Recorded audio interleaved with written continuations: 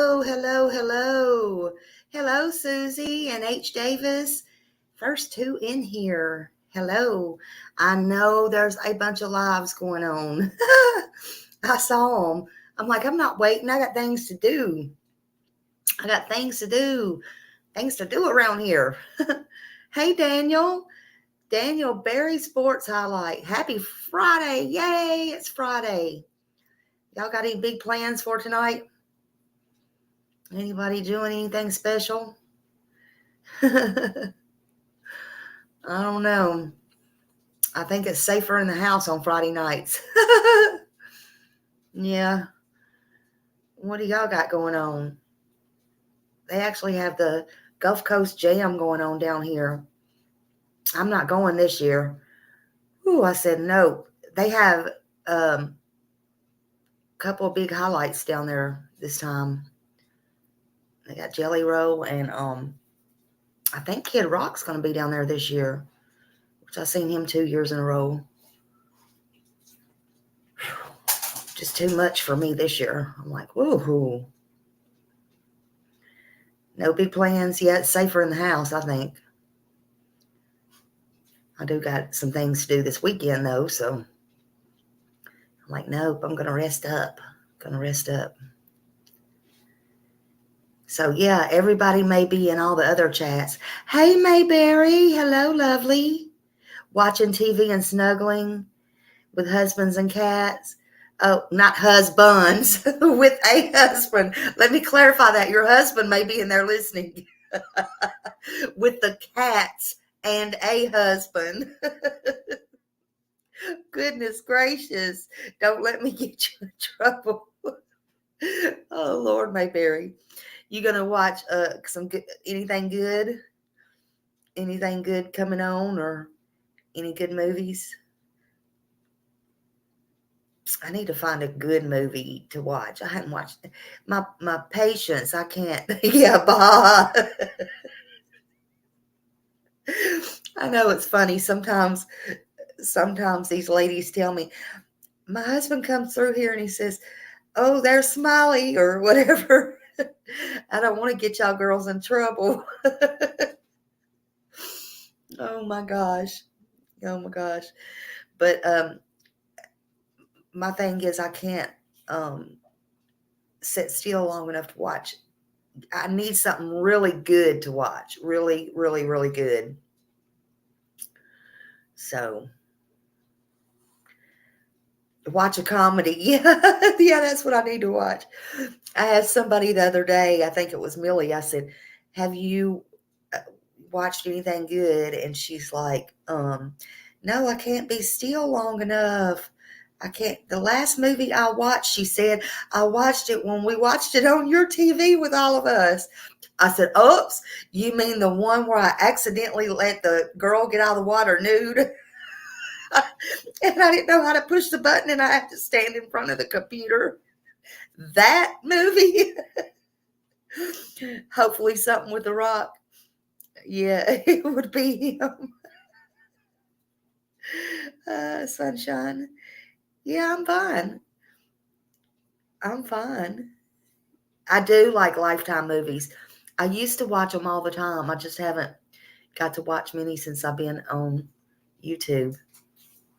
I got all the channels, all the things, Netflix, Amazon. I got all the things, and I keep saying I need to disconnect some of them because you can find everything on here, and I never do. But I need to find something good to watch. I'm sure something's out there. But yeah, that's what I need to do. I need to make a marathon of watching Lifetime movies. Much love to you, Carla Barnes. Good to see everybody. No, I did a little part today, and now I'm going to do a part on youth and mental health. It's storming there.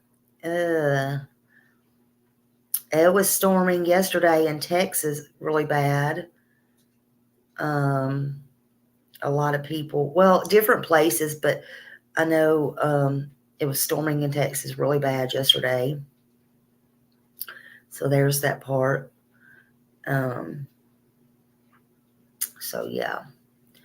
But yeah, if you didn't watch today, I did a part kind of on bullying and adults and mental health.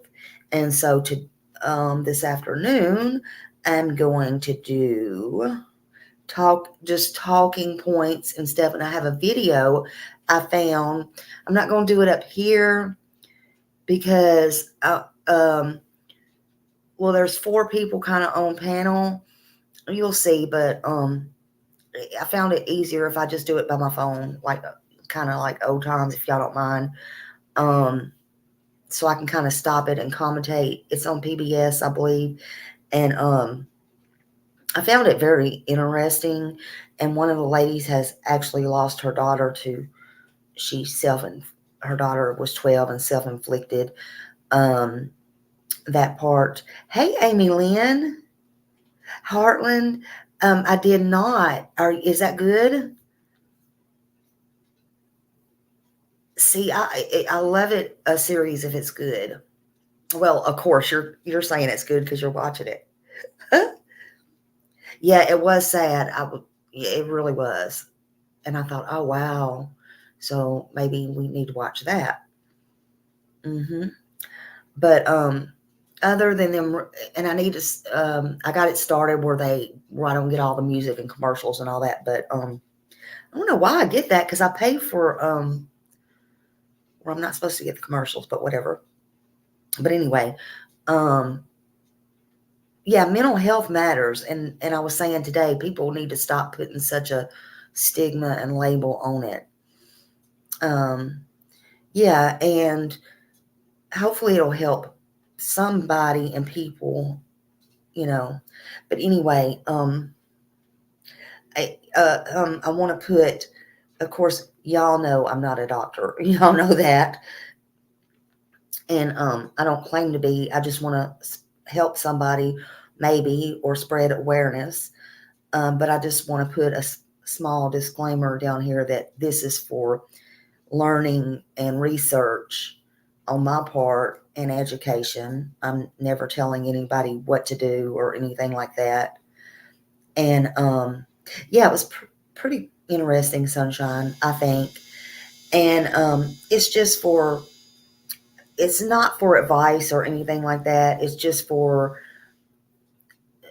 um, information, I guess. And that's all. I mean, because everybody either knows somebody or has problems or something like that. So it's always good. You can't have too much knowledge, I feel. And people won't talk about it. They won't talk about it for whatever reason. But I will. I will. I don't care. I will. And I feel like I feel like our youth is important, and I feel like mental health is important, and how we deal with it is important. And again, like I told y'all today, it's nothing to be ashamed of, period. It comes in all walks of life, and it's under every umbrella. Hey, Sarah. Hello, hello. So before we get into that, I'm going to turn on this video that I got, and it is the PBS video, and it's called it's one-on-one addressing the mental health of our youth. If somebody will still drop that link in here, this is season 23, episode 2655. But you'll see it when you get if you ever go on there to look. And this is the one it is. This is who's on panel right here. And we'll just listen, so I'll be able to stop it. It's easier than me flipping back and forth until I figure out I don't know how they do it without make it look so easy when I'm in the audience, but anyway, it doesn't matter. Sunshine says, I struggle with mental health and I wish more people understood it. Yeah, and it's nothing to be ashamed of. Were you in here earlier today? Because I thought you were, but what I was saying is, if you didn't watch it today, if you can, go back and watch it because, you know, people want to bully and they want to label, or they just want to sweep it under the carpet. That's why I think it's so important to do it on the youth too, because don't sweep it under the carpet. Really, it shouldn't be swept under the carpet with nobody. It should be tended to. And yeah, and because you either know somebody or it could happen to you, and it touches anybody there. It doesn't matter who you are, what color you are. Hey, beautiful sunflower. It doesn't matter where you come from. Some people may be born with it, like, you know, we've seen on here. And I only use that. I wasn't talking about anybody or creators or anything like that. I was just saying we can relate because we've heard in cases just like this with this recent with Sebastian, like he was born without a chromosome. And y'all can relate to that. Like, you know what I'm talking about when I say born with it. But some people, here I go getting hoarse again, but some people, it comes later in life because mental illness falls under such a large umbrella. It could be alcoholism. It could be where you fell and hit your head. You could have a stroke. You could have a car accident, have a closed head injury. Hey, Cindy, you know, you could just have a nervous, it could be bipolar. It could be anorexia. It could be bulimia. It could be all sorts of things, all sorts of things. So just, I'll probably explain it more in that one than I will go into it with this one, but all sorts of things. So it's not good to label people and, you know, hey, they got a mental illness. They're, no, it's no more than having diabetes or cancer or whatever. It's not their fault. Yeah, we all struggle with things, right? You know, you stop being so judgmental. It can happen to you tomorrow. You can be perfectly fine. You know, but anyway, let's listen to this for a minute because right now I want to touch on our youth and mental illness and what some of the things, talking points on that, and how it can affect them, and also what bullying does to them.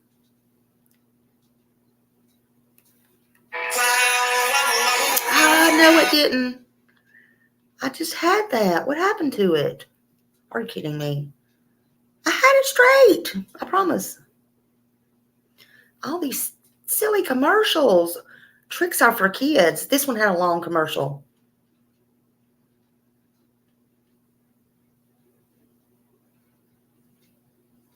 And then it had another one, so that's why I didn't want to play it. It had about 3 commercials in here.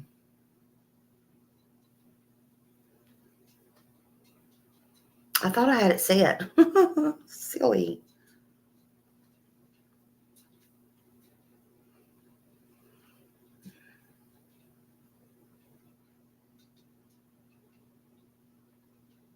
I had it set, but I must have hit something backwards.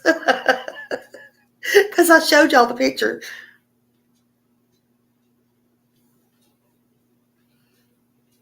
I can never do this right. Never. No matter how I do it.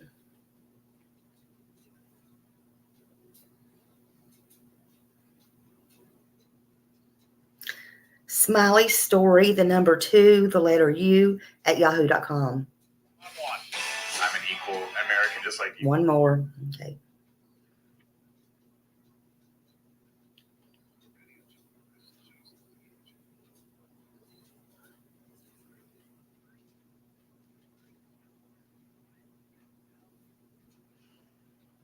Sorry, y'all.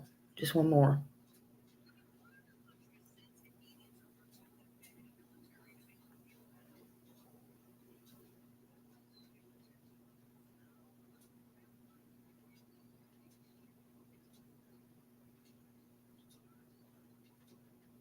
I can't tell to move it because if I do, it's not like that. All right, I think this is it. For the next half hour, you're going to hear a compelling, important conversation about mental health and our youth, our teens, our preteens. Incredibly important subject with a compelling panel who understands this issue from a variety of perspectives. We're honored to have, once again, Diane Grossman, co-founder of Mallory's Army, will explain that organization and why it matters so much. Steve Margiotis joins us once again. Yeah, and y'all check out Mallory's Army. That's what it's called. Steve, you just wave. We know that it's you, okay? And also, once again, joins us Christine Norbert Beyer, Commissioner of the New Jersey Department of Children and Families. I want to thank all of you for joining us so much. Thank you so much. Thank you. Diane, can we do this? Your daughter, Mallory, and we've talked about her so many times. She's had such a positive impact on so many others. Her tragic death at the age of 12. Please let folks understand who she was, why she matters, and what Mallory's Army is, please. Thank you so much, Steve, for continuing to host us and spread word to this epidemic that I think is stealing our children's future. You know, I tell everyone that my daughter Mallory was the everyday all-American little girl. She was active. She was in gymnastics. She was a cheerleader. My husband and I have been married for 20 plus years. We're small business owners. I told Bullhorn Betty she did an excellent interview. I told y'all I was going to. You know, our older daughter had attended the same middle school. So, you know, we didn't really have concerns. And then it started slowly, this relational style bullying where it's, I like you on Tuesday, I don't like you on Wednesday, I'm going to talk about you on Friday. Can you sleep over? And so as a mom, we didn't really pay much attention to it. You know, it went reported, some of the name calling and some of the issues that we were having. We had an open conversation with the guidance counselor as to what was going on with Mallory and this group of girls that decided to put a target on Mallory's back and blatantly harass, intimidate, and bully her for about 9 months. Towards the end of the school year, it had been a couple of weeks, and we started to see some of Mallory's behaviors shifting and changing. Of course, we chalked it up to everyday normal puberty, right? Door slamming, I would go stomach ache, and things of that nature. And then we had a meeting with the school on June 14th. And after a 3-hour meeting with the school that fell pretty much on deaf ears, my very healthy, active, wonderful 12-year-old daughter came home and took her own life. And I tell everyone, Mallory's first attempt was her only attempt, which is why I leaned my voice and created Mallory's Army to not only start the dialogue, but to hopefully educate parents, school administrators, legislators, everyone involved that has a minor touch to our children in our public school system, that this is what's happening. And unfortunately, Mallory is just a drop as to what I know in the circle that I now travel with. First of all, before we go to the commissioner and to Steve, I want to thank you again for being with us, for sharing that painful story. But Commissioner, I want to go to you first. When you hear Diane talk about Mallory, as horrible it is as it is for Diane and her family, and Mallory at 12 years of age, it is not so isolated, is it, Commissioner? No, it's not. It's not. And Diane, thank you for sharing your story. Unfortunately, it's not uncommon. And, you know, we know that suicide is one of the leading causes of death for children ages 10 to 24 in this country.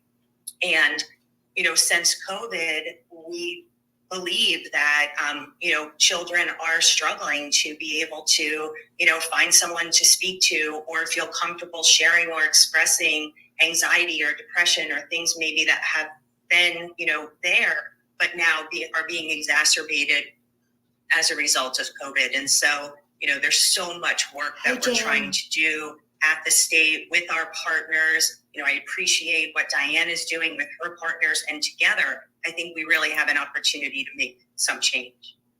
Thank you, Commissioner. Steve, let me ask you this. We'll keep talking about the pandemic because there's so many factors as it relates to mental health, the mental health of our youth. And we have a 12-year-old daughter turning 13 in about a month or so, and we have other older boys, and we worry about this like so many other parents. But Steve, how much is social media and cyber bullying a part of this conversation, Steve? I think it's a part of the situation, without a doubt. It has a negative impact. I think social media, combined with the trauma that adolescents have to experience. I mean, these are adult issues, Steve.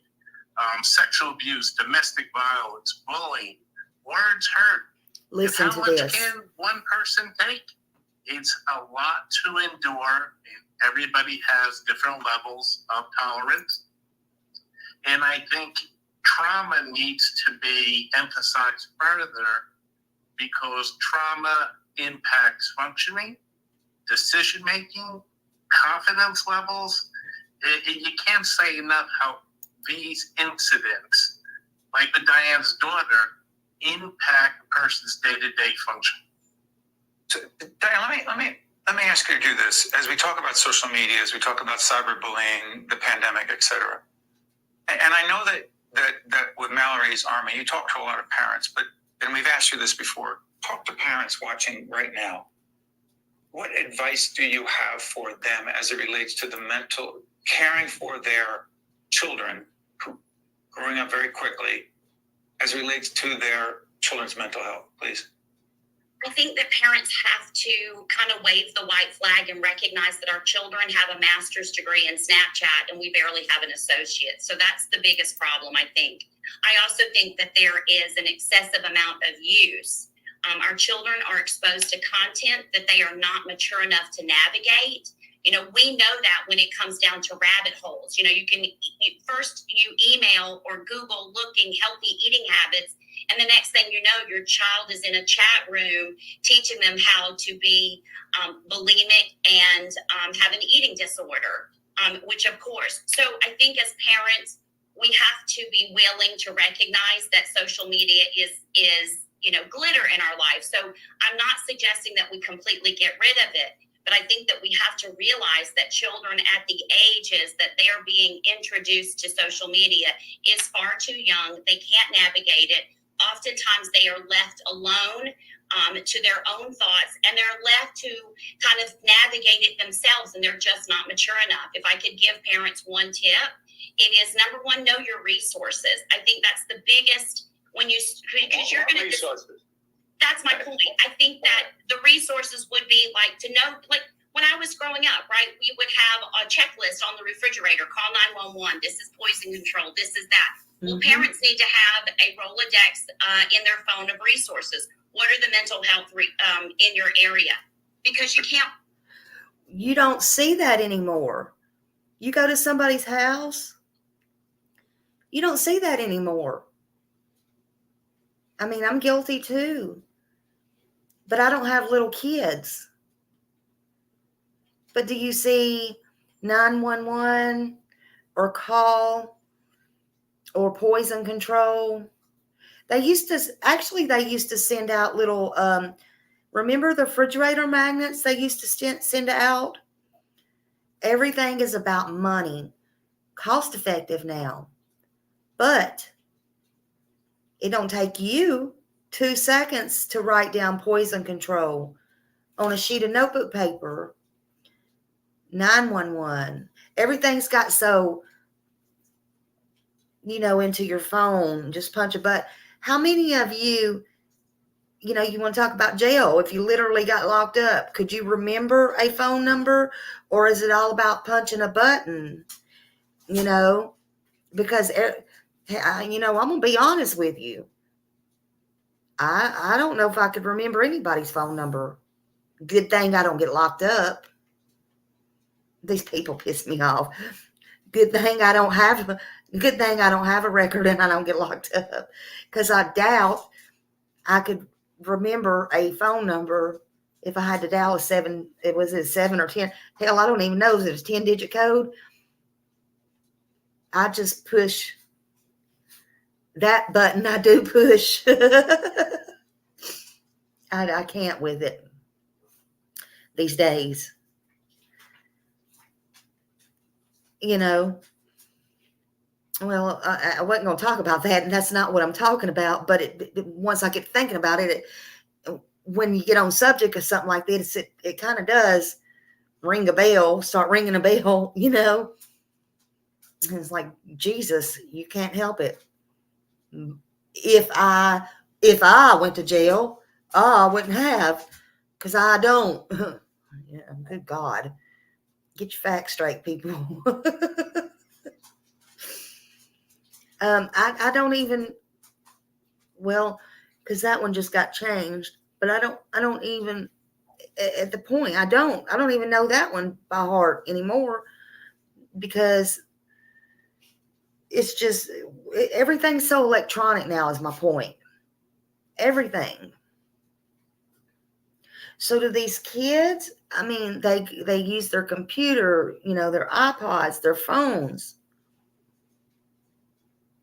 Hey, Millie. Hello, Millie. You done jumped way up there. I didn't even, honey, there you are. And Roxy. Oh, you're fine, honey. Hey, Tennessee Blonde. Hello. You had it. Yeah, and we used to carry address books in our purse. Lord, and these little calendars. Remember these little calendars? I used to couldn't wait to get the calendars every year. No more. Everything is done by phone. And these phones are about to get on my freaking nerves. Honestly. Why they have to go change everything up? Yeah, it was memory exercise. Exactly, BB. I liked it when it was like that. Those were the good old days, honey. Good old days. Yeah, that's what I think too. When it keeps your brain functioning. I seen one the other day I had in some of my old pictures I was going through. Yeah, and you could use 411. When I went to St. Augustine on my trip, guess what I saw? And I didn't even put a quarter in to call somebody and see if they cared. I saw a old phone booth. Do those things really still work? Honey, I ain't seen one of those in 30 years. Oh, God. Do they really work? I pulled up and I was like, what? I probably should have got out and seen if it would take a quarter and call somebody and see if they cared. Hey, we're Summer 1-800-TBI Find. I hope you're okay, honey.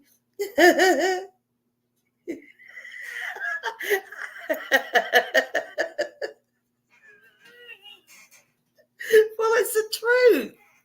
I pull up and see a phone booth. What else am I going to think? Some Travis Tritt? Here's a quarter, call somebody cares.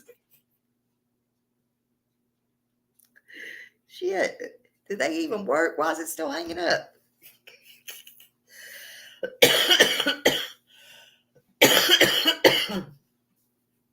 I'm like, what? I think I got a picture of it somewhere too. I'll post it. I'll show y'all. You don't believe me? I'll show you. But I got to go through 1,000,000 pictures. I am serious, honey.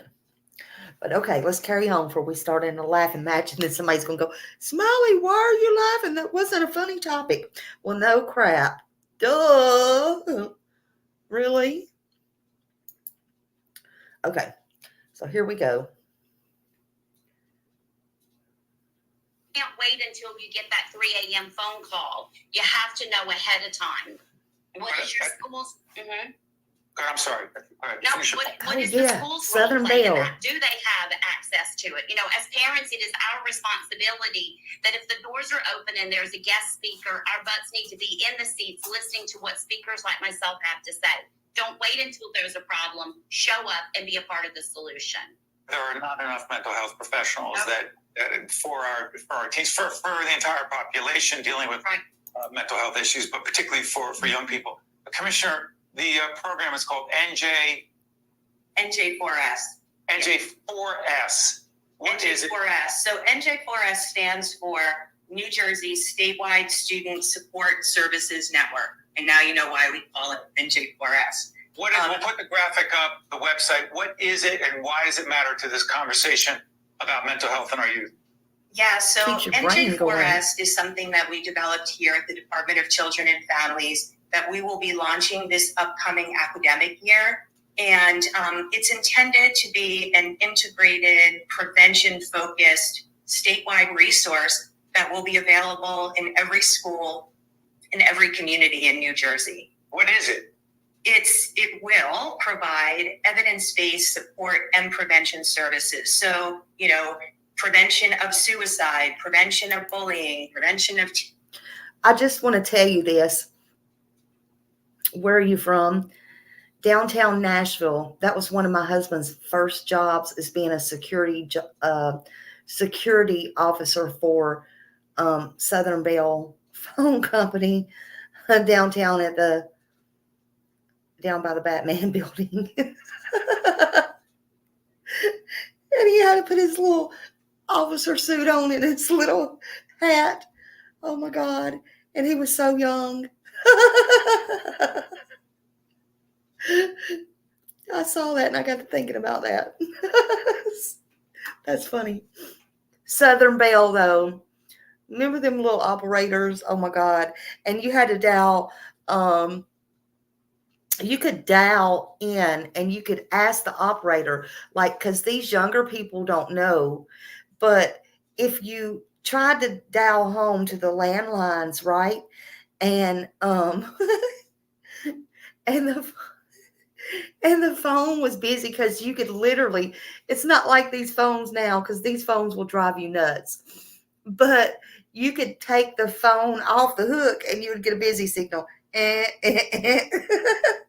Or, okay, so say somebody was talking on the phone, if your mom was talking on the phone, and you'd be at the phone booth, speaking of that, or your friend's house, and you wanted to call your mom for something. Yeah, they'd have a switchboard, and you want to call your mom, and she wouldn't get off the phone. Talk. They'd be talking for hours. You couldn't be going for that now, because you'd be out doing whatever. And then, there was no airplane mode, but that would be their airplane mode, right? So you call 411. Miss Operator, can you please call and break in the line and tell them that so-and-so needs to get in touch with them? It's an emergency. And they would hang up the phone so you literally could call.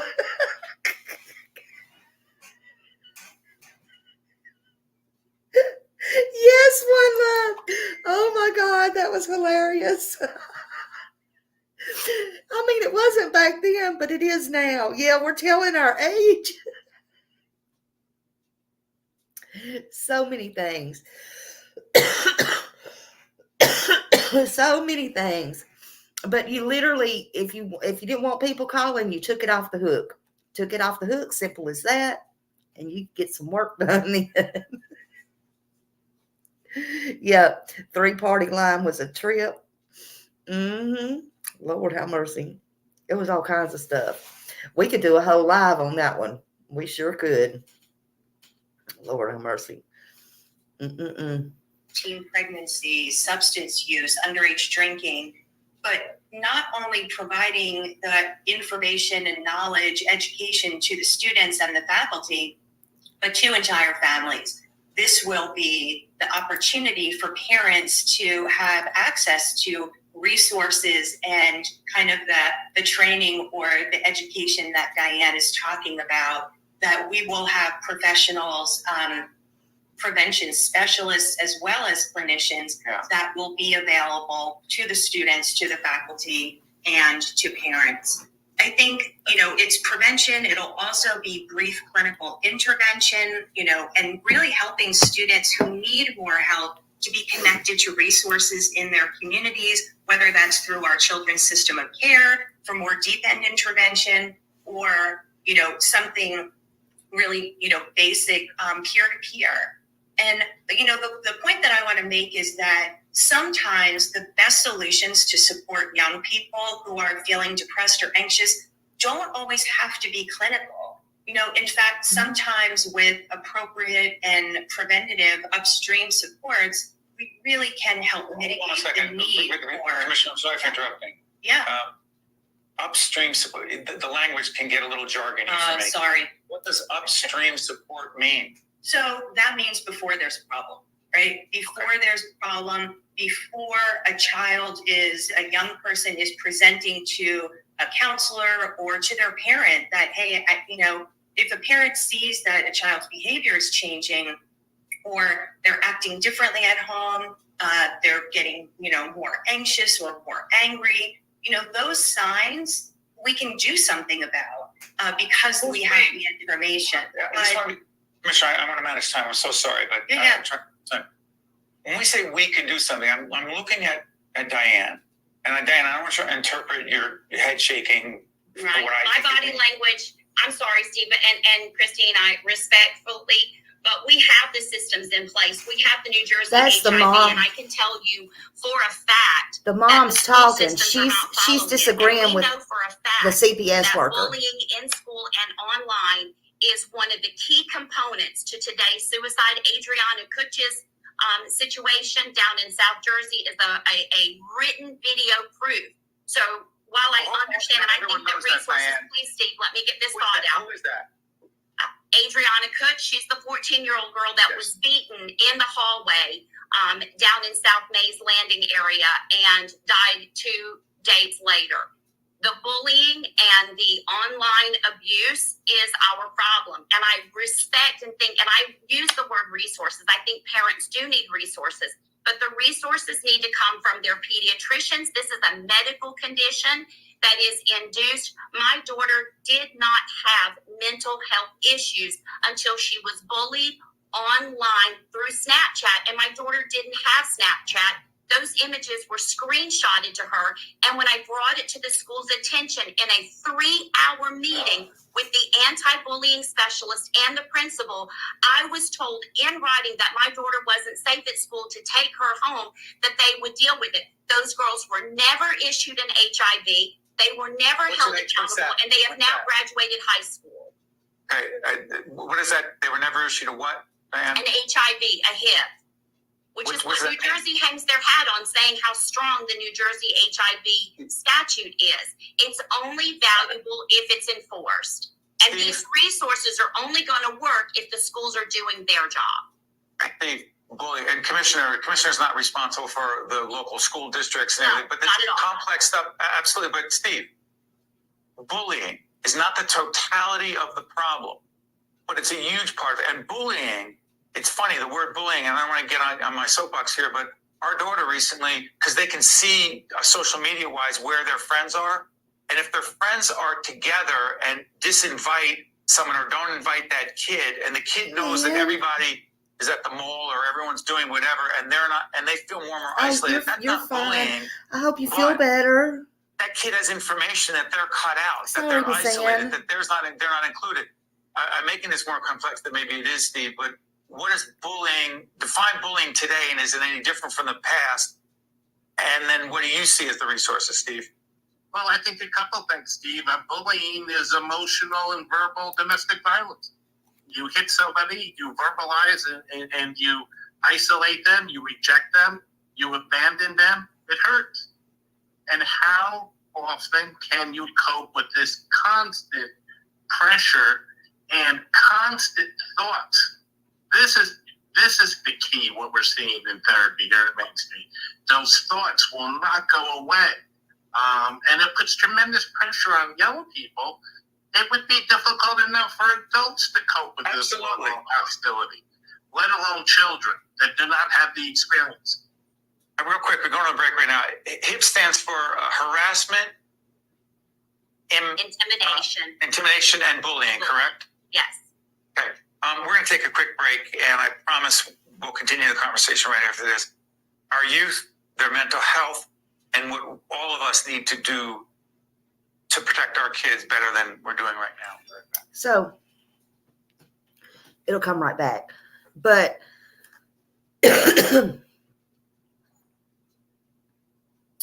nowadays, pretty much the same thing as domestic violence.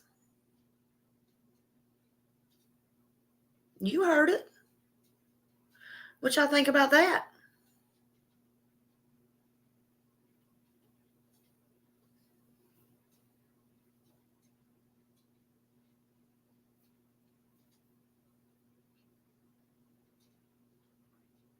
Harassment?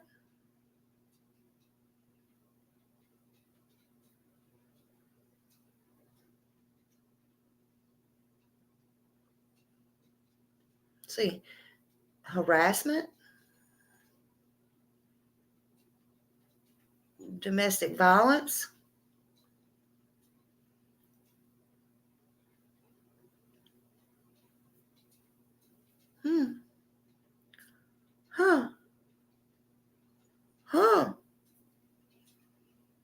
Ain't none of that going on these YouTube streets, is it? Good God. People's doing that to adults, and they're doing it to kids that don't even have Snapchat. So they're screenshotting things to them that don't even have mental illness to make them take their own lives at 12 years old. My God, what do you think it would do to somebody that does have a mental illness? Even people that's in the background hearing things.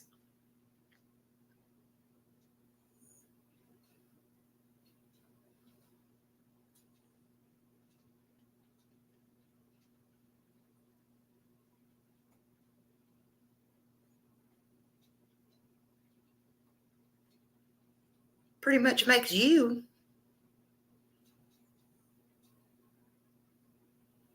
If they take their life, in my opinion, and many others too, actually, but in my opinion right now we're speaking, no more than a murderer. Let's carry on. To watch more one-on-one with Steve Adubato, find us online and follow us on social media. We're back talking about the mental health, our youth and their mental health. Commissioner, from your perspective, the pandemic, will we ever really understand the impact, particularly the long-term impact on the mental health of young people from COVID? I don't think so. I think it's going to be very challenging for us to fully understand the impact because, what Diane is talking about also is social media. And I think kids ended up getting more isolated during that time. They were online a lot more. We were looking at the department to put resources out online for students in the classroom to be able to access supports and help and hotline numbers if they needed that. But, now kind of the fallout and what we're seeing, I don't know how much is just strictly related to the pandemic and how much is kind of, as Steve is saying, just young people and the environments in which they're living in and going to school in is also having an impact.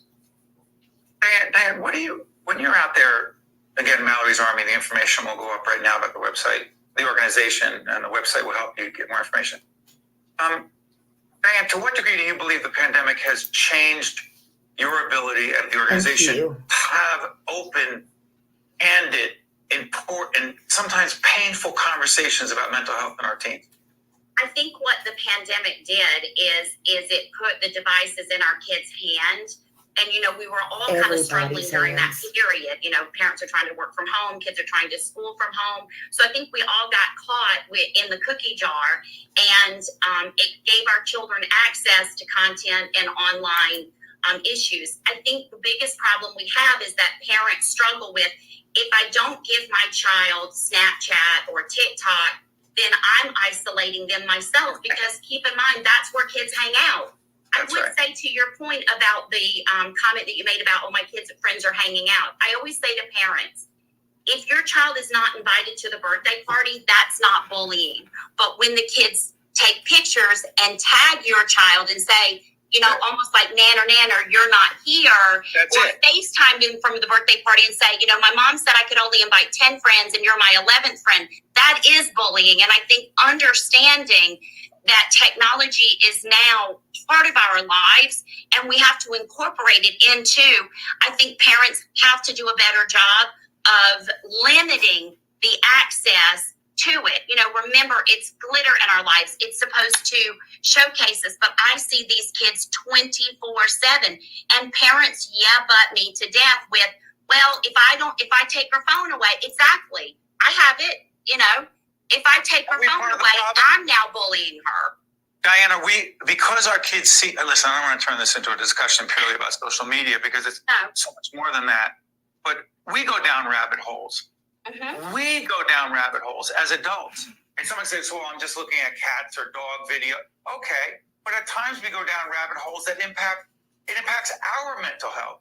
And if we have better supposedly better coping mechanisms. So Steve, I'll come back This to you in a is second. But Steve this is the Abato.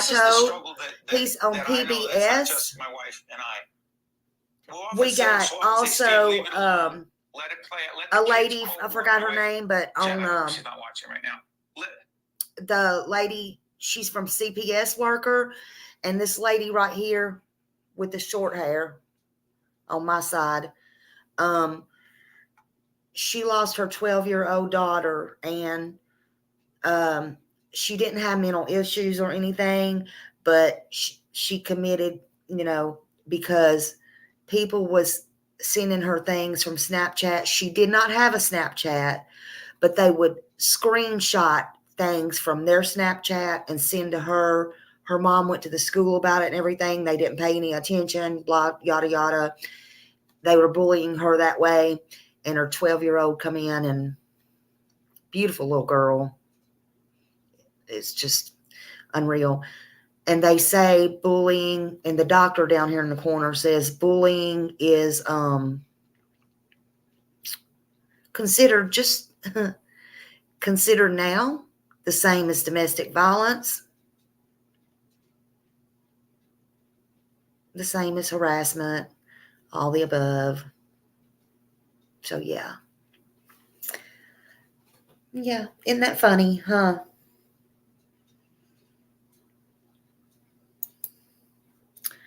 A lot of babies, young kids aren't taught to self-soothe nowadays. Parents enroll them in too many activities. Exactly. Yep.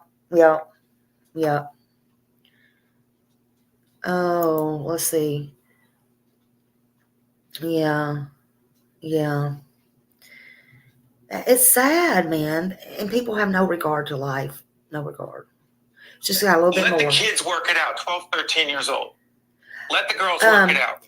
I don't know. I don't think so. Let them This work is it just one I had found on here, a If they video. have the coping skills, Steve, I know it's case by case. There's a question here, I know. Trust me, there is. Letting it go, letting it play out, let kids be kids. Oh. Has that conversation changed dramatically because the stakes are so much higher today, Steve? I think what you're giving us an example of is minimizing it. Let them work it out.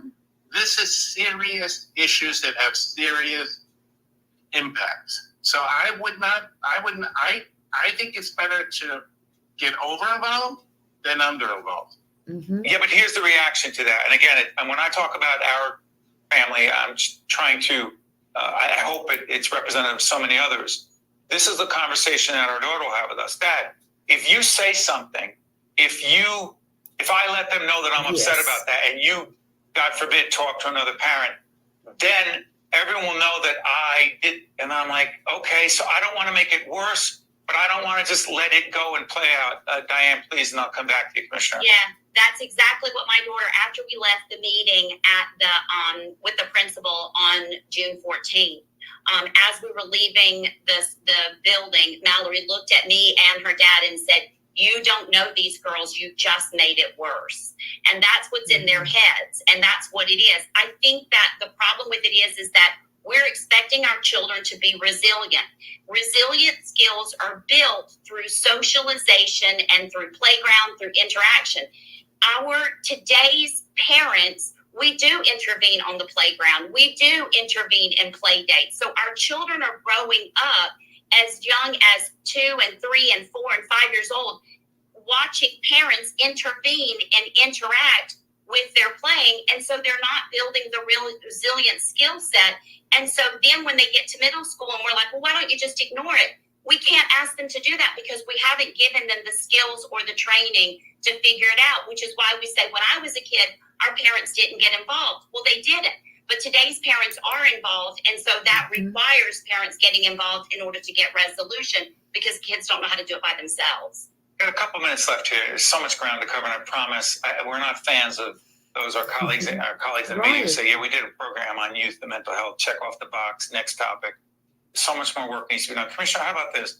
Our producers brought up this issue that youth in the LGBTQ plus community are particularly being targeted right now, and mental health issues that they are facing are even, they're not worse, but it's very complex and difficult, particularly with public conversations and legislation and public discussion about identifying who those kids are, those kids having, their parents have to be told. And where am I going with this, Commissioner? Help me, because there's a lot of talk, but do we understand the mental health issues in the LGBTQ plus community with teens, please? That part. Yeah, I mean, I think the LGBTQ plus community has the same issues that we've just been talking about for the last 20 minutes or so, but they're exacerbated because it's one more thing that those children then have to lovable mama bear. have to deal with or feel very uncomfortable with.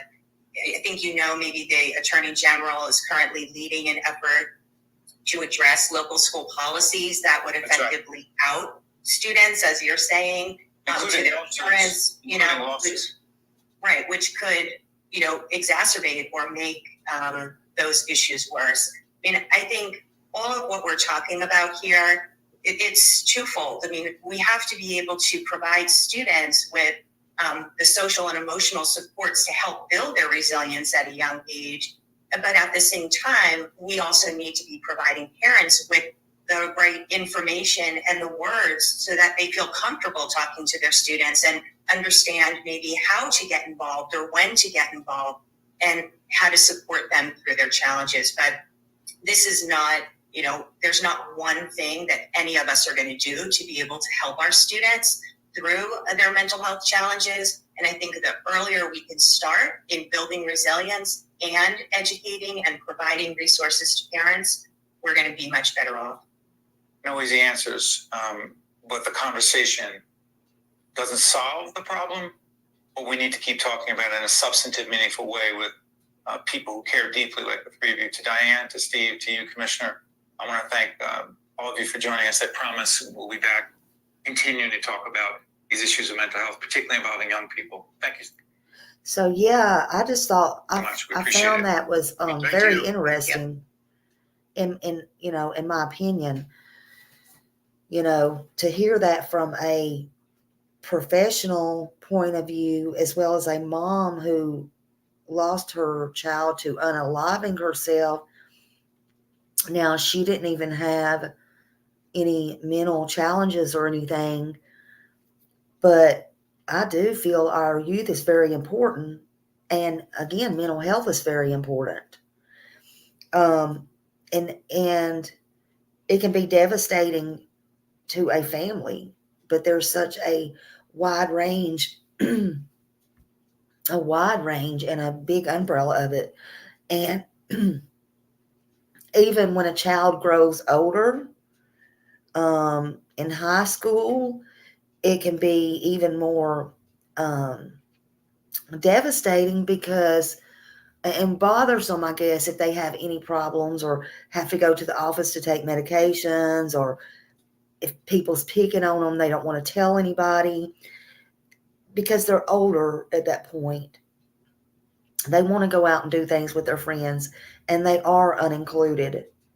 So sometimes, not all the time, not all the time, but sometimes they're made to feel like that. And believe me, but see, nowadays, kids are just as cruel, man. Don't think kids are not, and don't think your kids are not.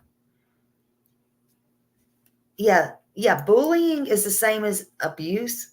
And if you just come in, that's what that doctor just said. And he used the term the same as domestic violence. So, y'all keep that in mind when you're gung-hoing people on. Let's just say that.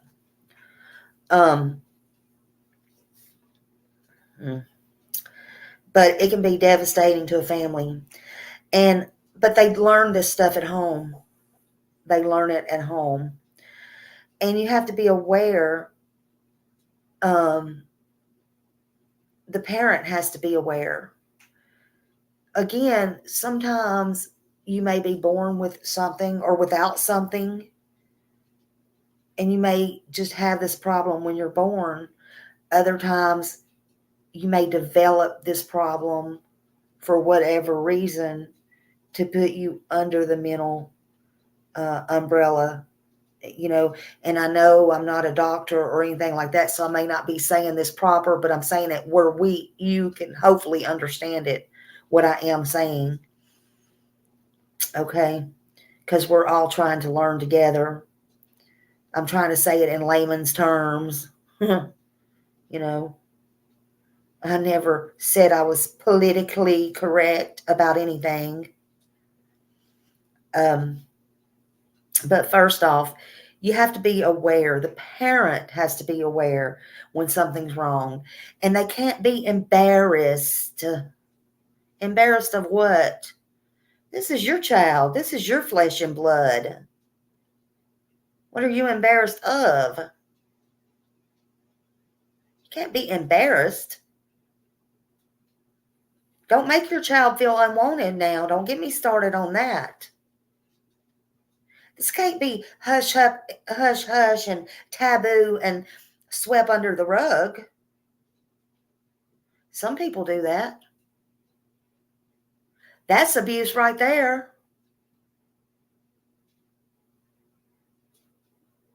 Okay? There's nothing wrong with them. They're just as good, if not better, than you. And especially if you're doing that. That child matters. That child could grow up and be the whole president of this United States that's ever been the best one yet. Don't get me started.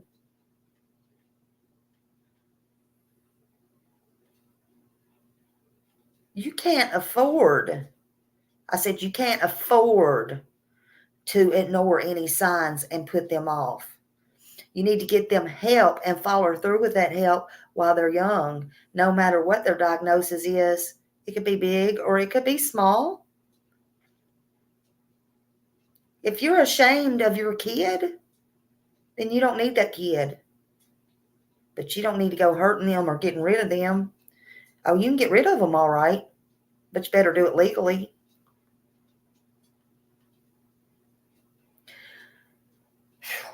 Now, if your child's put on medication, it takes about 2 weeks. It literally takes, and that's you too. But adults don't like to do nothing they're told properly. But anyway, that's just laziness. That's just plumb laziness. Yeah, our kids are our future. There's not going to be no world around here if you keep doing this the way you're doing it. But your child, if your child's put on medication, it usually takes about 2 weeks. And hopefully a parent will take that medication, give it to their child, and allow it to work. And we're not talking about Ritalin or anything like that. I'm saying if they need medication, if the doctor determines that. Because sometimes it may not be the right medication, but it may not be the right dose.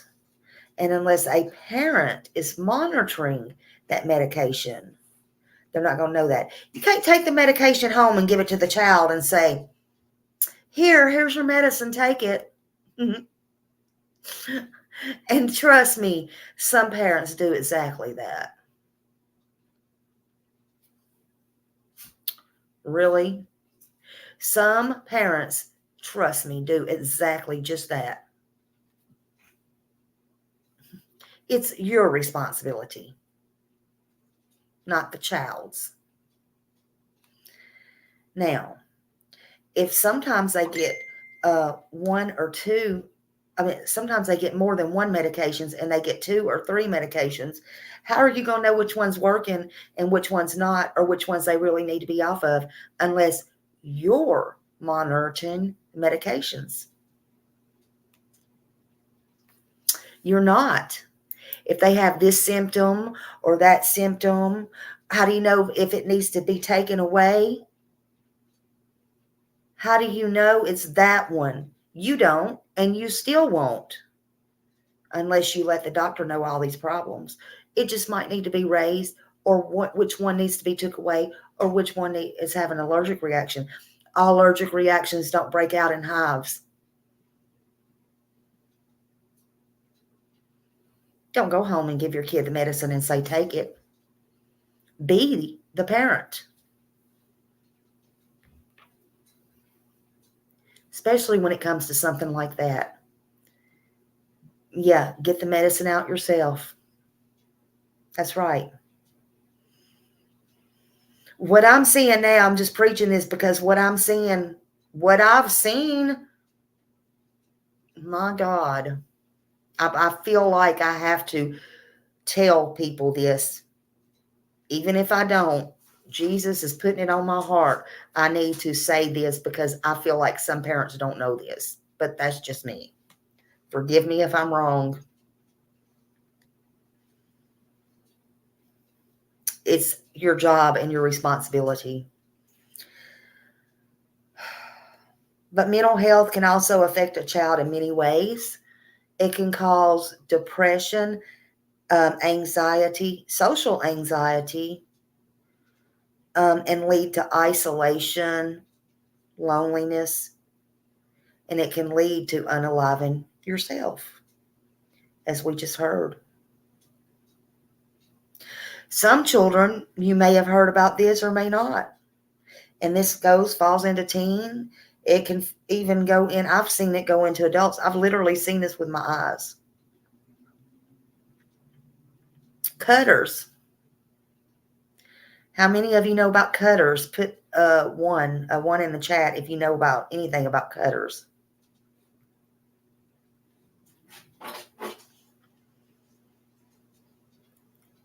That's a mental illness.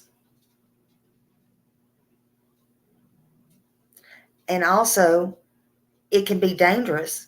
They can cut themselves in the wrong place on one of their main arteries. Your main arteries are all over your body, in case you didn't know. Hold on, I gotta let my dog in my door. Sorry, y'all. You hear him knocking. Hear him knocking. Knock, knock. Come in. But it's dangerous, and it's psychological. It's traumatic, and it's not good. It's not good. But anyway, that's just one. That's just one. And it's very treatable. Absolutely, Deb. Absolutely, it's very treatable. It's just like we was talking today, and one of the other ones that's very treatable, but it's one of the most deadliest is anorexia. But it's very treatable. That one's very treatable too. But you got to pay attention. You got to pay attention to your kids. You need to know your kids. That's the problem. You don't know your kids. You don't try to know them. These parents nowadays want to be their friends. And that's fine to an extent. But you need to know about them and what they're doing. You're welcome, Spirit Mist. I'm going to be talking about more things like this. I really am. I think it's important. And I think it's time people get important things out there, things that will benefit somebody. I don't care if 2 people's in this chat, or I don't care if 10 people's in this chat. I don't care if there's 1,000 people in this chat. As long as the word gets out, I think it's important. It's time important things start getting out.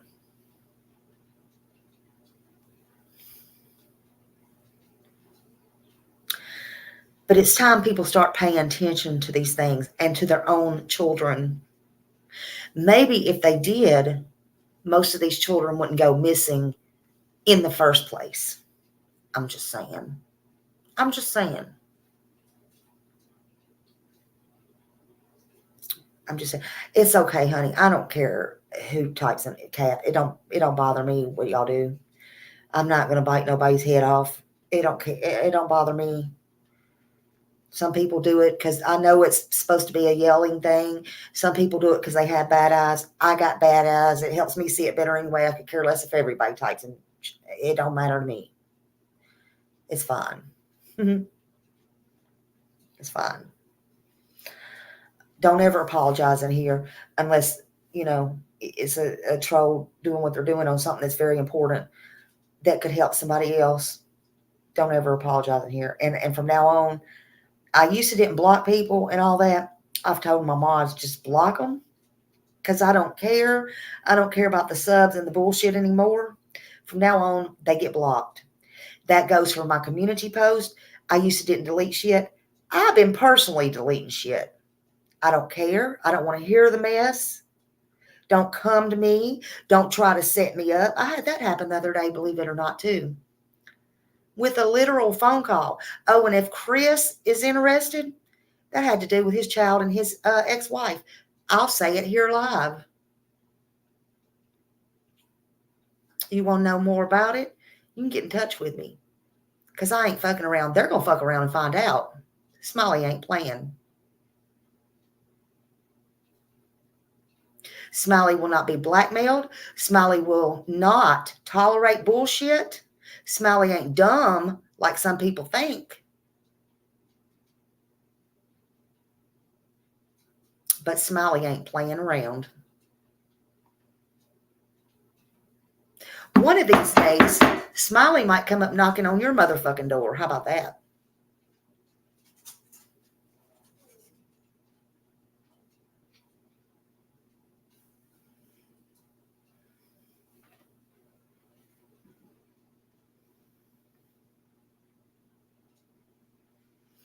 I'm going to stay on subject. I'm going to stay on subject.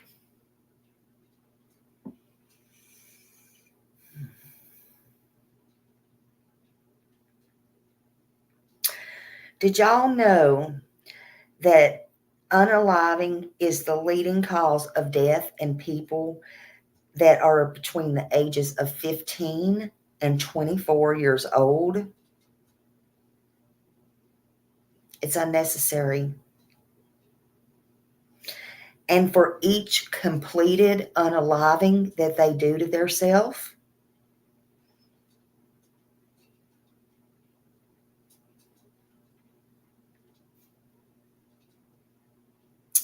there is successfully 100 more attempts right behind them in that age group, 15 to 24, all because of bullying and bullshit.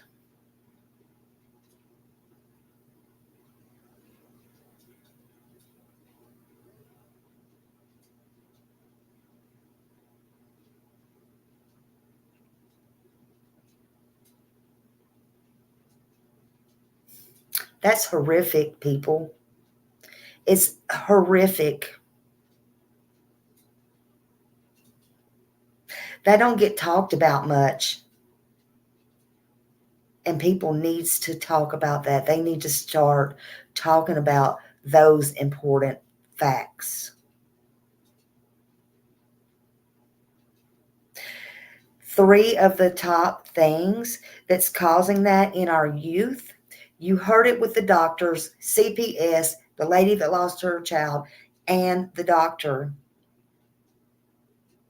Number 1, social media, social isolation, and events that are outside of their control, such as harassment, bullying, and everything. And that's from research as well.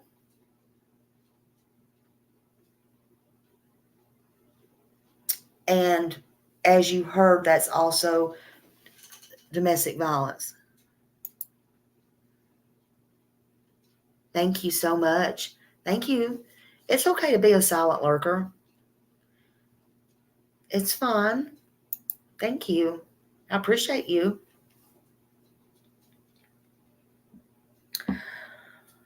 But it's senseless. It's a crime and it's senseless. It's absolutely senseless. And Miss Ann, go get you some milk, honey. I'm sorry. Or who is that? Let's see. At milk. Yeah, just go get you. I thought you said you wanted some milk. I see a milk. You said Millie. Go get you some rest. Go get you some rest. Please go get you some rest and get you something to drink. Maybe you do need some milk on your stomach. I seen that. I thought it said milk. Oh, I love you. It's okay. I want you to feel better.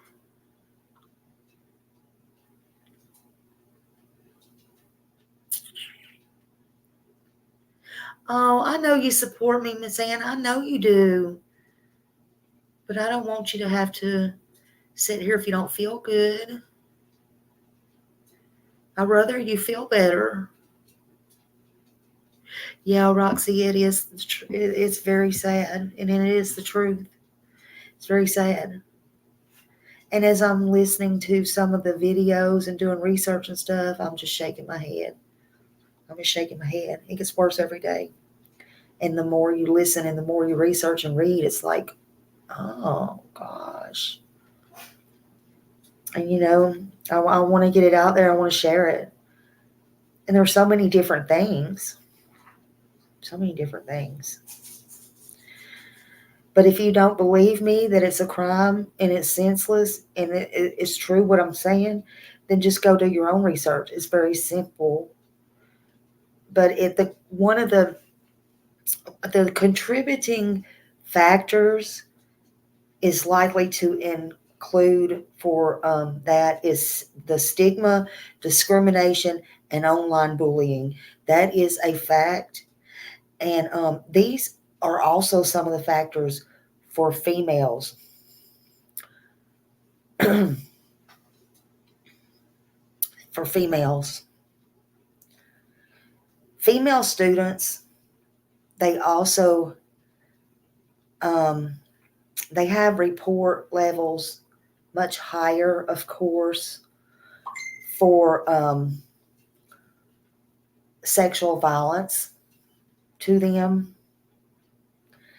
And it's more, of course, than their male peers. But here's the thing. Males get violated as well. They're too embarrassed to come forward.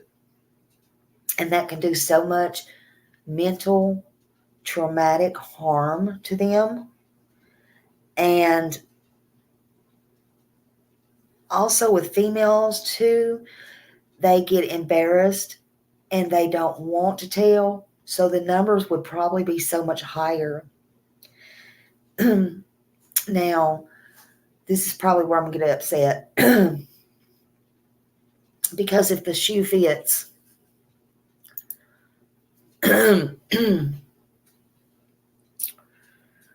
Unfortunately, you can't.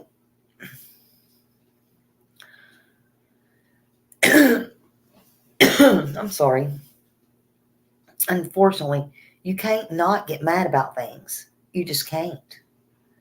But, you got people going around here acting all high horse, high and mighty. But you got people, this makes me mad because I want to help put out um, something good to help people. But when it ain't for the trolls in here, then stuff gets in my brain and I'm thinking, oh, these MFers, because you literally got people who literally have been charged with putting date rape drugs in people's drinks that are literally in kids' cases. Okay. I can only imagine. I mean, because that's the worst of the scum, if you ask me. And don't say any names because I wouldn't give them the time of day or the spit off of anything if it was, God dang it.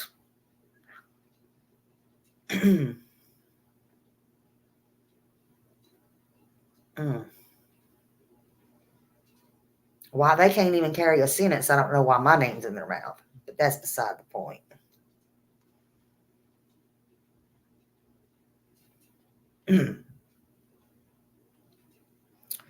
But you got people actually putting date rape, fact, drugs being arrested in their young people's mouth. I can only imagine. Let me just say this. So back to my story here.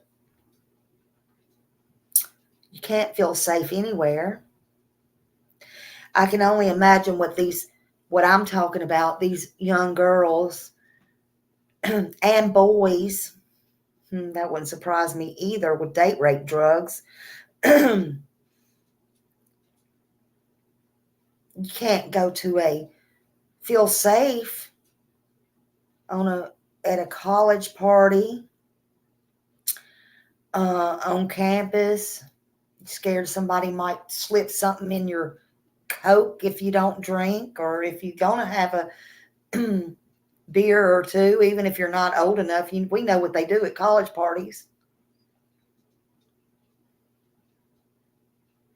You get some scumbag like that.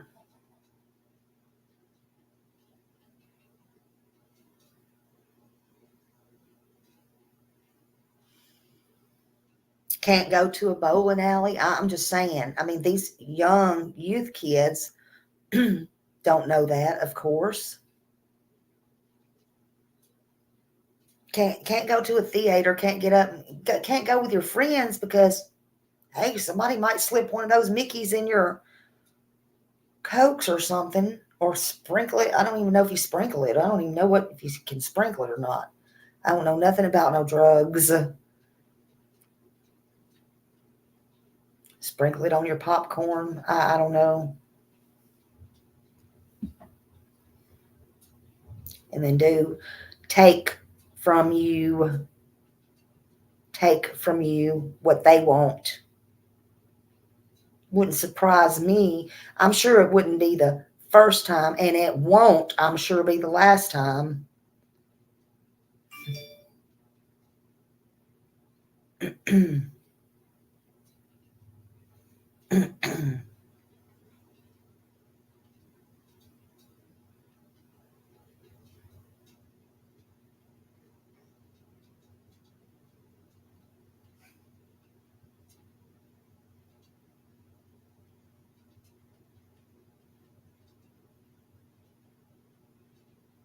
But anyone mentally challenged,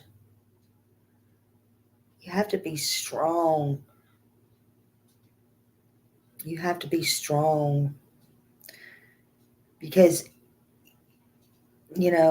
there's a lot of peer pressure out there too. There's a lot of peer pressure out there.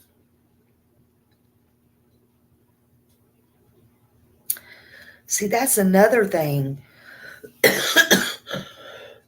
Excuse me.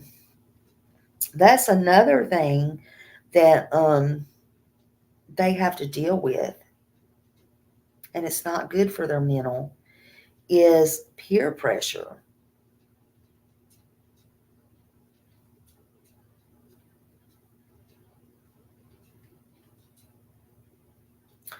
Peer pressure.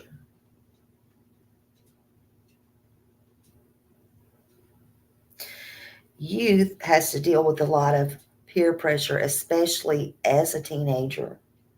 You know, smoke cigarettes, smoke marijuana, drink a beer, sneak out of the house, um, you know, do this, do that, uh, all the things. Well, my parents said no. Well, do it anyway, or you can't do this, or you can't do that. Negative peer pressure, though, um, it can set somebody off, especially if they're under a lot of pressure. You know, if they're trying to have friends, it reduces their self esteem. Um, you know, all the things, all the things. Getting involved in negative peer pressure um, brings a whole host of mental problems. It does, such as depression, anxiety, and trauma to that person. Stand alone. I'd rather stand alone forever, and I mean forever. I mean forever. And be alone than be forced into anything bad to be popular. To be popular and get attention or sit at that table. I really had. No way, shape, or form. No way, shape, or form is anything that important to me that I'm going to be a follower and follow anybody. No way. Yeah, Yeah, being a parent is more important than ever now. And you can't sweep this stuff under the rug. You got to watch this stuff. Absolutely. Absolutely. You got to watch and be on your P's and Q's with your kids at all times. People are dying by the dozens. There you go, honey. Yeah, people are dying by the dozens. The mental health in these kids are considered um, good when they feel more positive.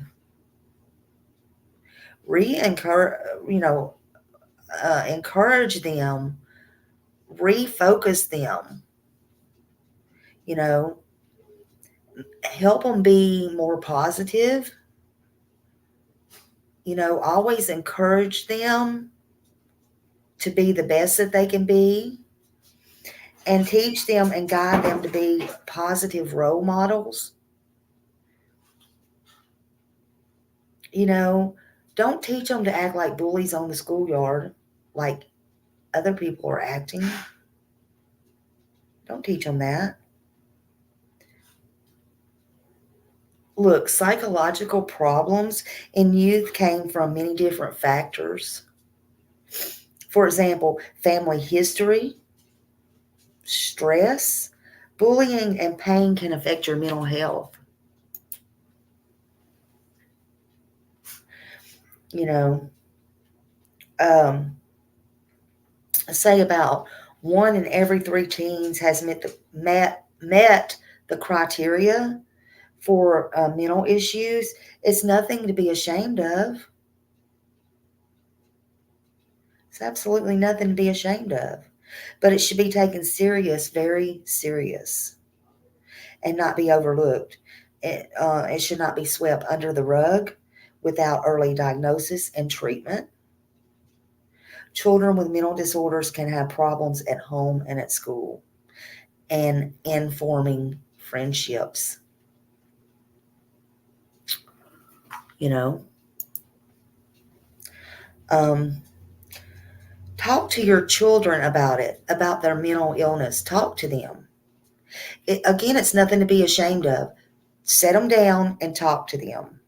This is how you do it. You should be straightforward with them. You should talk to them in a straightforward manner. Okay? You need to explain it to them. Communicate, though, on a level that their own, that's appropriate for their age level.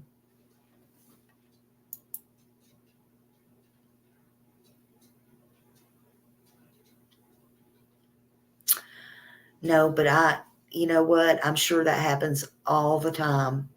That's why you never do that. Plus, it can be the cops. You know, I mean, what is wrong with people? What's wrong with people? It don't surprise me. It don't surprise me one bit.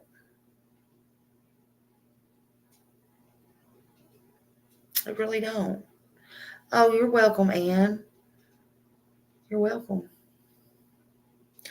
But watch the children's reaction when you're talking to them. You know, give them knowledge reasonably, within reason. They should have the basic understanding. And yes, this is very important. Right here. Right here. Tell them, don't ever tell them it's okay to keep a secret. Never, ever let them think it's okay to keep a secret. Never. When explaining to a child about how a mental illness affects a person, whether you're telling them about theirself or whether you're telling them about grandpa or the neighbor or whoever, be honest with them, but it'll be helpful to tell them about the physical and mental illness, And for example, many people get sick with a cold. This is what you do. Many people get sick with the cold or the flu, but they only get really sick with something serious like pneumonia, and then explain to them that. And then, or they can still do their normal activities. However, if they get pneumonia, they have to take medicine, and they have to go to the hospital, or something to that effect, help them to feel safe and comfortable, and never make them feel like it's their fault if you're talking to them about them, because of course it's not, and that would be abuse on you to do so. They can't help it. It's not their fault. It's not even your fault if you're the parent. It's not somebody's fault if they get diabetes or a freaking cancer or something, right? Well, it's not their fault. Same thing here. But your young children need less information and fewer details because they are limited on their ability how to understand and cope with it. But they do need to be told, and then maybe a little as they get, older. Your mother blamed you? Oh, Serenity, I am so sorry. Wow. Oh, that's so sad. That's wrong. Maybe, can I ask, did she have problems? I mean, I can't even imagine.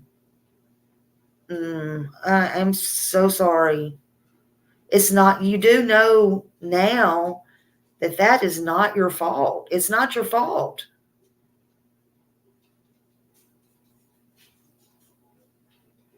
Your pain affects your mental health. I'm so sorry, little Deb. Oh, they beat you for telling on them? Oh, I'm so sorry. Are you're in a, I mean, I hope, it's not your fault. I hope you're in a better place today than you were back then.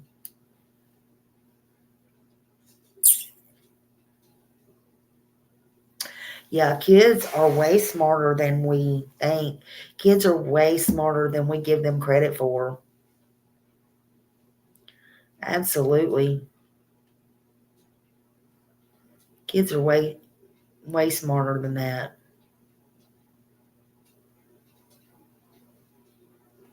You want to come on here? I am Serenity.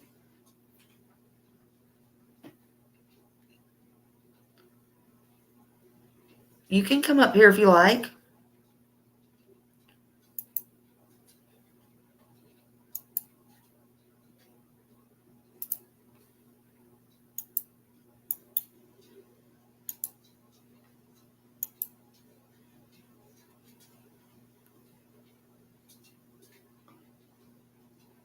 Okay, I just sent this link right above you. If you click on that link, it would bring you up here.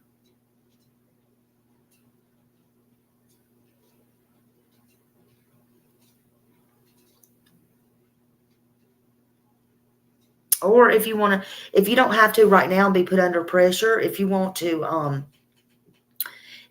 email me, and then if you want to come a different day or something, I mean, we can do that too.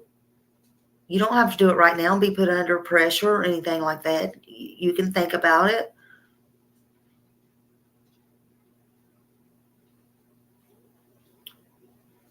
I mean, yeah, look at this. Just remember now, you are strong.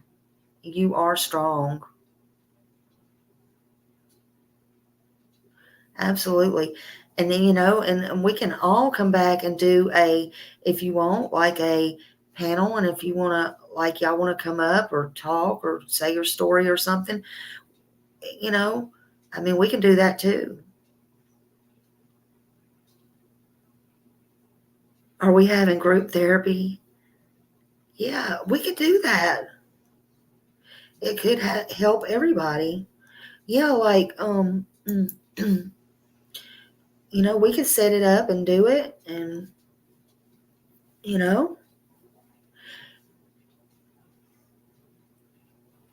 okay, yeah, email me, and then there's my email. Email me, and then we can, set up something and where you'll feel more comfortable, and then that'll give you time, and yeah, we'll do that. We'll do that because these things need to get out, and it just needs to be talked about, and we can do that. And anybody that wants to do that or whatever, we can do it. We can schedule it. We can even do it. I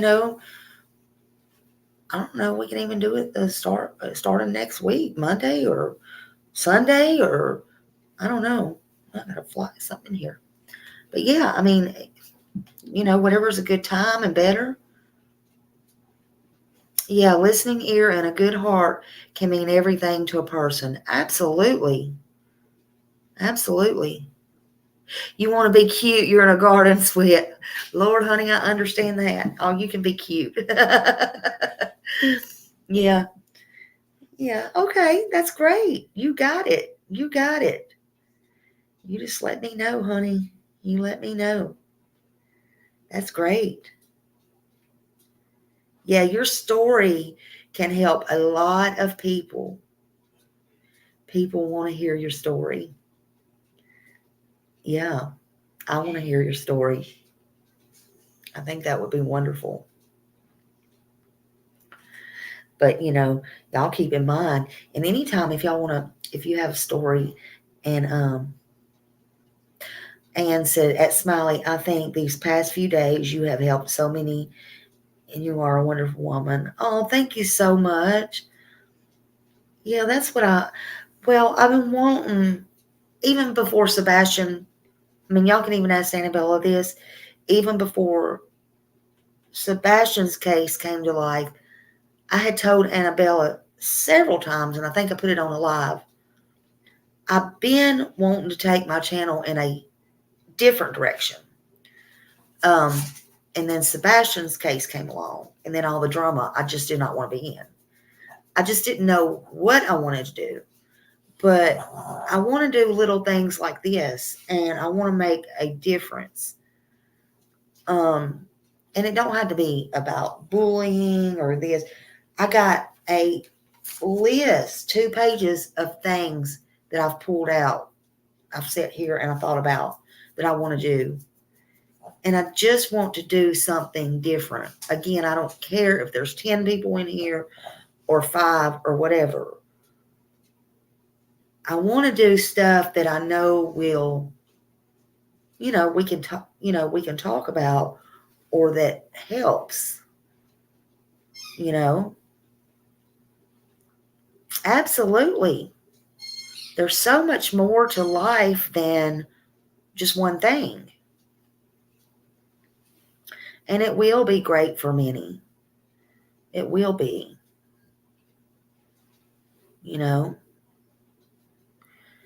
And if people don't like it, they don't have to be in this particular one, or they don't have to come at all. That's fine. That's fine. Because it's not about that. It's actually, it's the quality, It's not about how many. Little things are big things for us survivors. Yeah. Absolutely. Absolutely. And please remind your kids that you were once a kid too. That's right. That's right. And see, God's leading you, Miss Smiley. Well, I sure hope so. Well,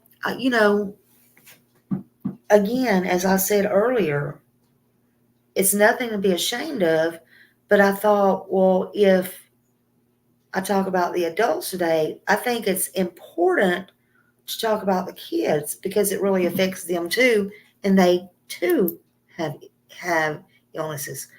My 8-year-old baby boy said he's going to be a therapist because of Miss Smiley, and his mama has inspired him in his life. Yeah, she told me that the other day, and I heard him say that, and he told his teacher that, y'all. He told his teacher, and his teacher called his mama and told her about Miss Smiley. And this is the second time that he did that. The first time, he told the dentist. Have you heard about Miss Smiley and her YouTube? I'm like, I am inspiring an 8-year-old kid. Absolutely. Hey, Jude.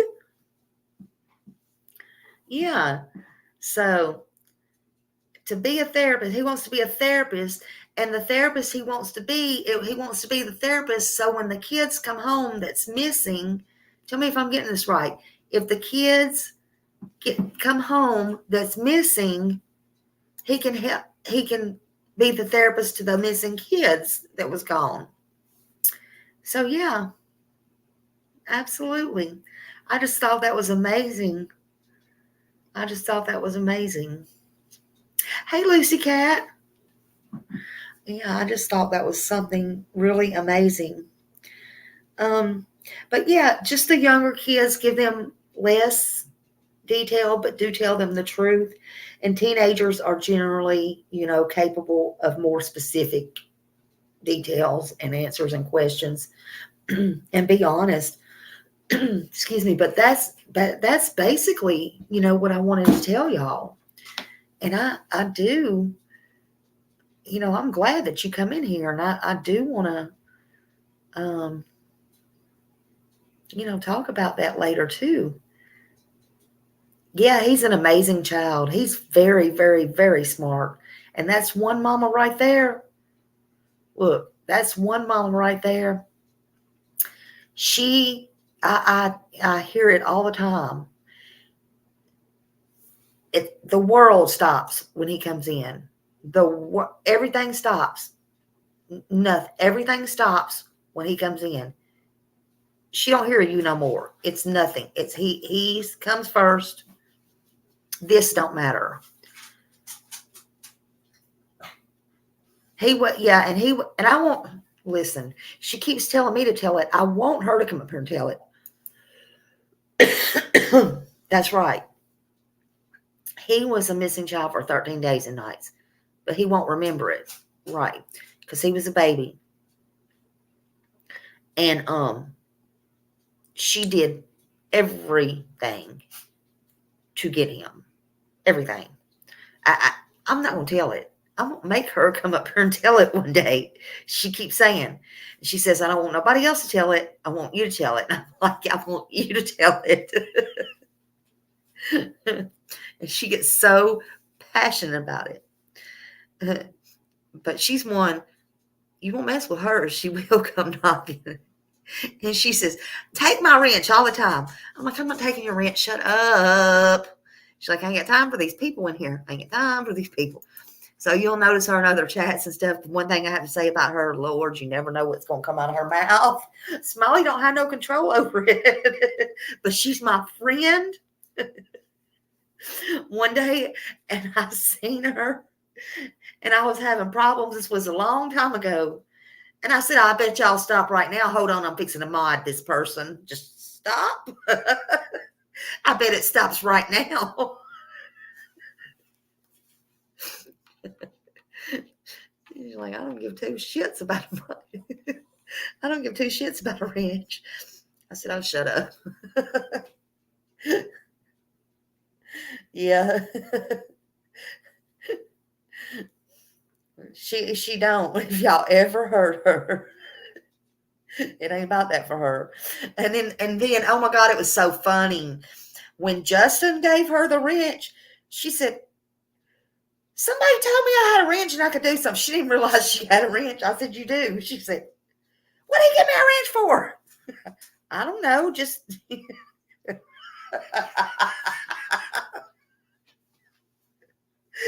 Hey, G, we're talking about where's Summer 1-800.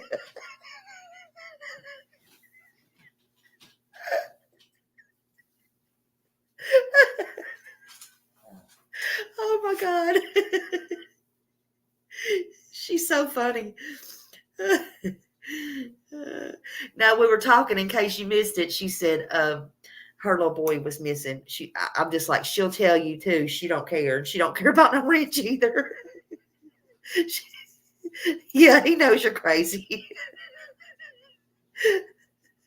No, you had to be crazy to be around here. We all love you. We all love you. Oh. Yeah, please. I want her. I really want her to, because she can tell you, like, and I know, but I can't tell it like she can. She can tell it word for word.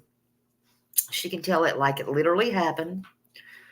And I just want her to tell it, because I want her to be factual. Yeah, I mean, and she did. I mean,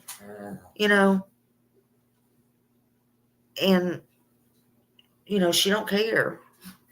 But in the end, she got, him, and to him, that's his mom. I mean, it's her, but she can tell it. I'll let her tell it. So it's a good story. But he is such a good kid, so well-mannered, so smart. Oh my God, he is so smart. Yeah. I wish everybody took care of their kids like that. Seriously. That's right. The truth never changes. Truth never changes. Miss Ann said, I bet you good in orange.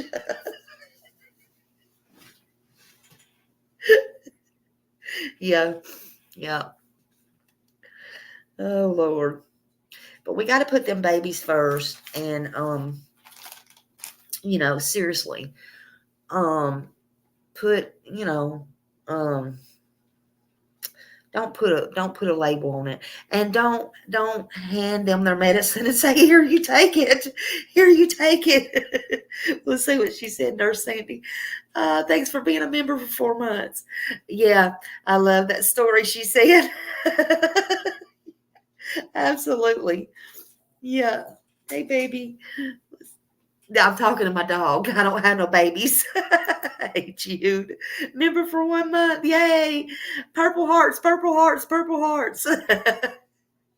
Oh my God. Let's see, over my kids, I'll rock and color prison colors. Absolutely.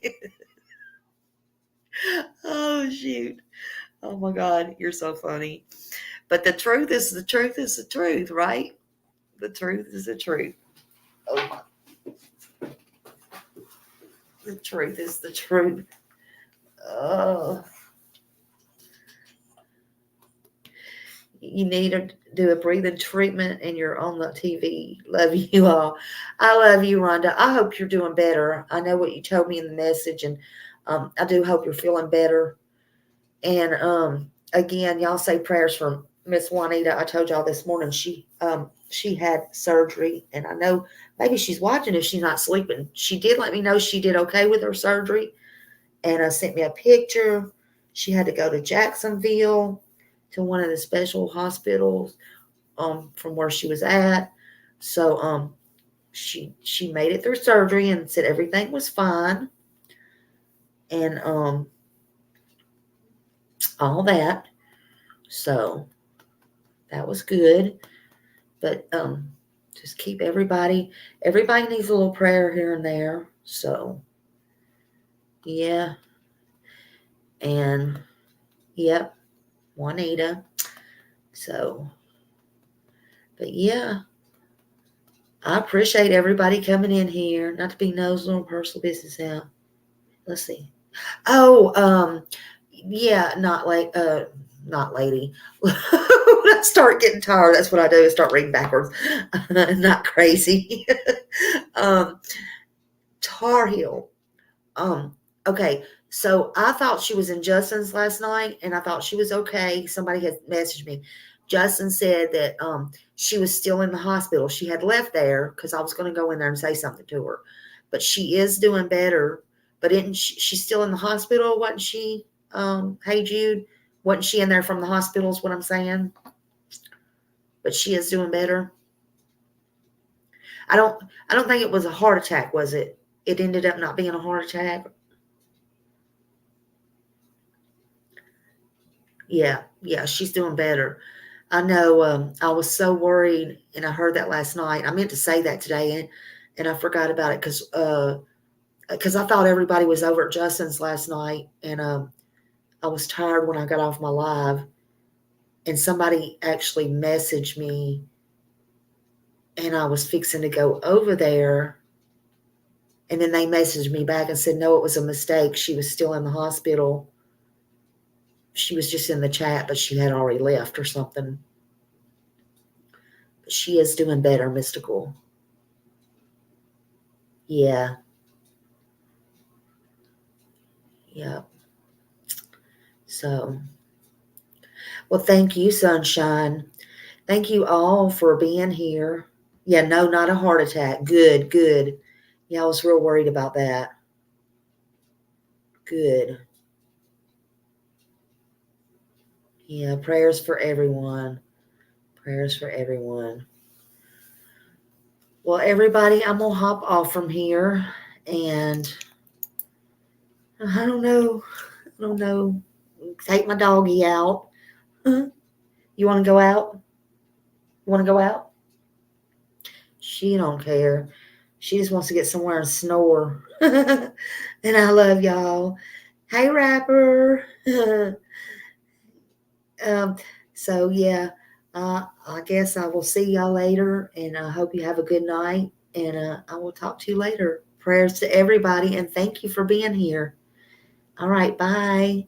Oh, good. You went to an awesome birthday dinner? Good, good, good. And Oreo cake. Good, good. Well, I'm glad you had a good birthday. I'm glad. All right, y'all. Well, good night. I'll talk to y'all later. Bye.